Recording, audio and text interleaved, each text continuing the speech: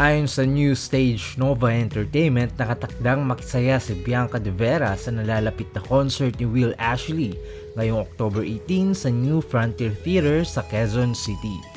Isa si Bianca sa mga espesyal na panauhin sa naturang concert. Kasama rin si Eliza Maturan, ang rising OPM artist na sumikat sa awiting Ikaw, Ikaw, Ikaw. Isang kantang umano'y inspirasyon ang mga sandali ni na Bianca at Will sa loob ng Pinoy Big Brother Celebrity Collab Edition.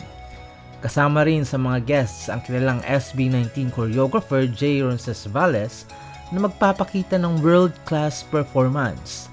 Ang tambalang Will kanino Will at Bianca ay isa sa mga pinakakiniligang ship na nabuo sa loob ng bahay ni Kuya.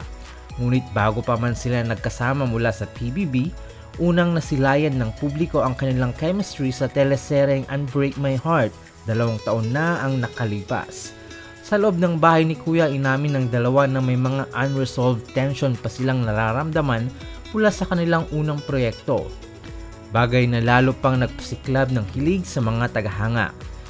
Naging usap-usapan din online ang kanilang viral na yakapan sa entablado ng PBB Big Night.